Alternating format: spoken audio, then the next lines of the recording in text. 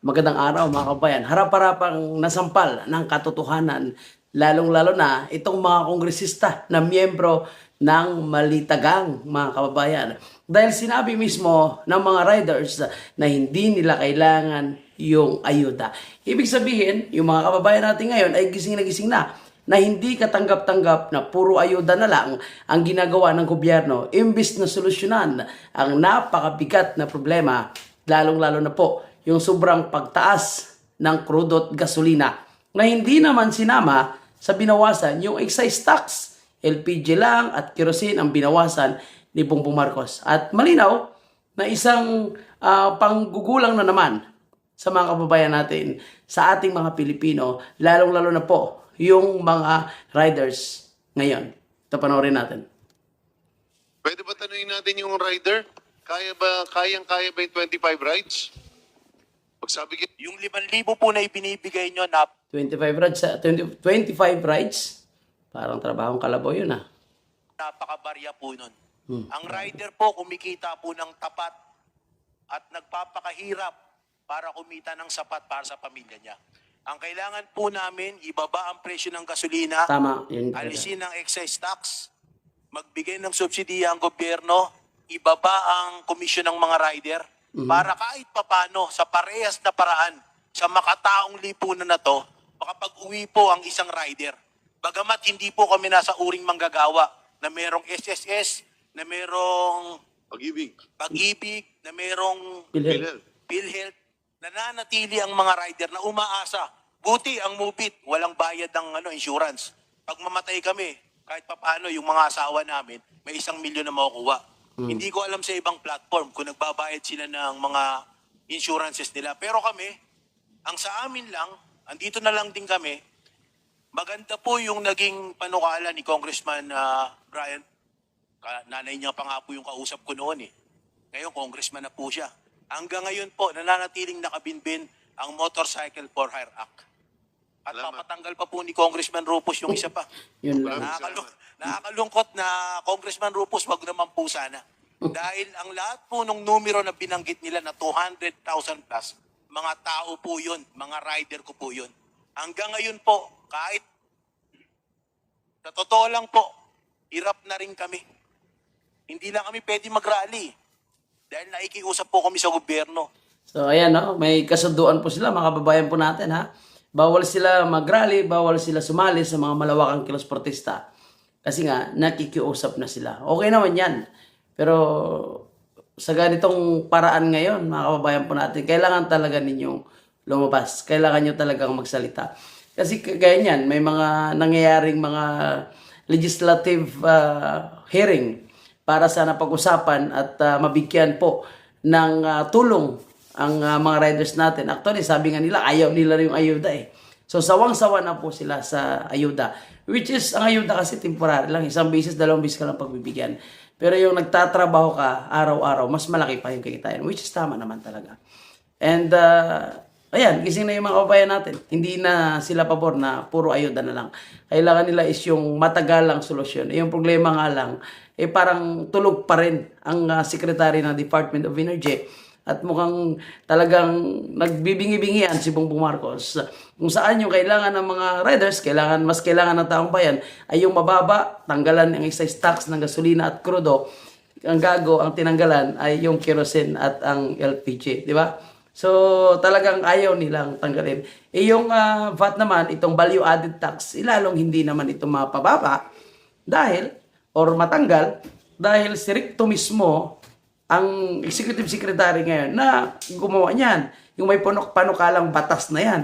Tapos ngayon siya ay yung little president. So, medyo malabo talaga mangyayari yan. And sabi nga ni Congressman Leandro Leviste, sabi niya, kahit na paano daw, babawi sila ngayon. Sila yung mga nagrarally, pinapangunahan niya, of course, sumasama tayo, na matanggal itong VAT sa produktong langis at matanggal itong excise tax. Yung sabi niya nga, yung tinik lang talaga, yung talagang kumaharang ay itong si Ralph Recto, na ngayon ay executive secretary nga, little president ni Bongbong Marcos. Kaya tama lang na dapat tanggalin itong excise tax, tanggalin itong VAT.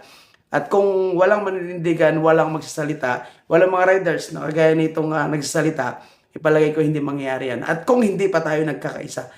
Kasi kung hindi tayo nagkakaisa, talagang magbibingi-bingian lamang itong si Bongbong Marcos. Alam naman natin, yung gobyerno ngayon, walang pera. Kasi ang pera ay napunta sa bulsa ng Malitagang. May asawa mismo ni Kimbo, mga kabayan po natin, is miyembro ng Malitagang. So, ano pa talaga yung ating maaasahan? At ngayon, mga kababayan po natin, medyo nagbanta na naman yung Amerika na mukhang hindi nagkaroon ng maayos na kasunduan sa pagitan ng Amerika at ng Iran. So, mayroon na namang banta na posible yung ibinawas na 20 pesos sa krudo, mukhang babalik at magdudubli pa.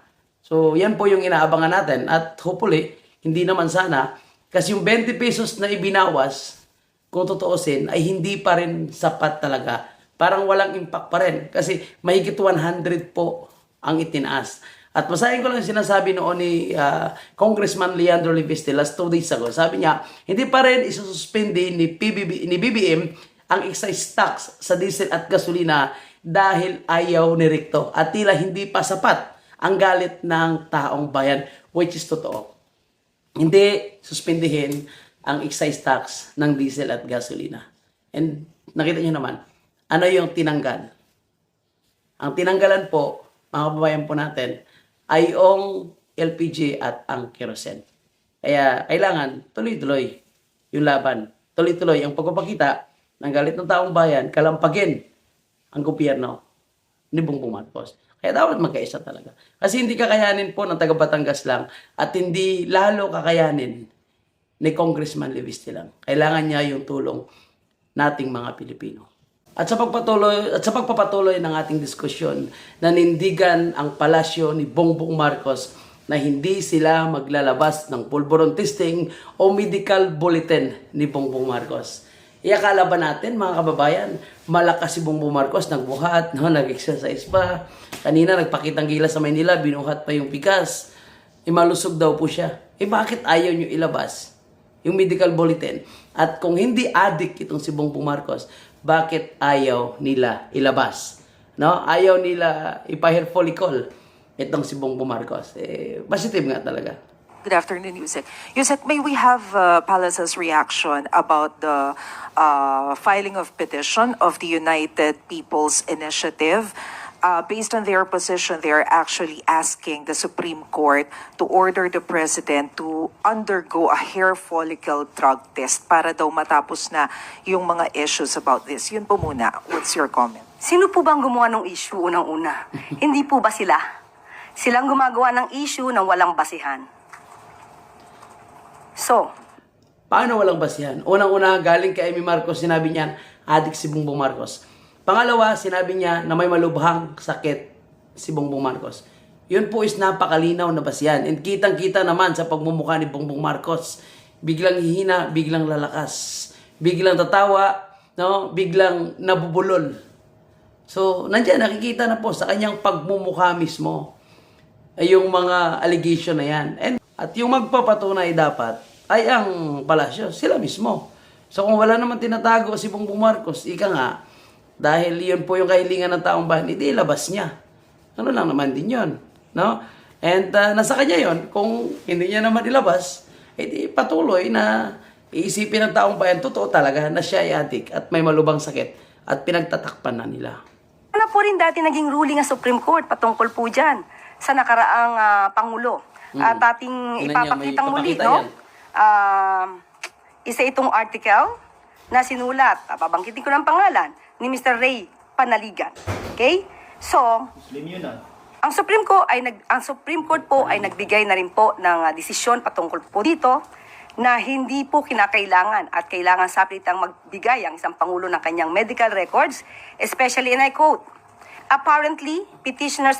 So tingnan nyo, no? May sarili talagang visual aid si Claire Castro. No? So patunay na talagang scripted at kitang-kita na pinaghandaan po nila yung mga ganitong klaseng presentasyon para maitwist lang at ma-divert na naman ang issue at isisi na naman sa nakarang administration.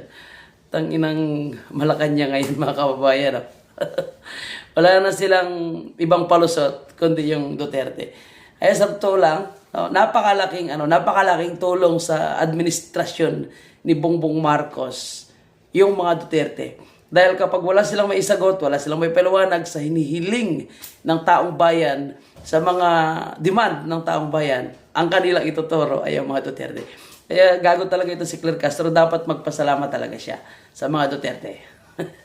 So yun lang. Maraming salamat.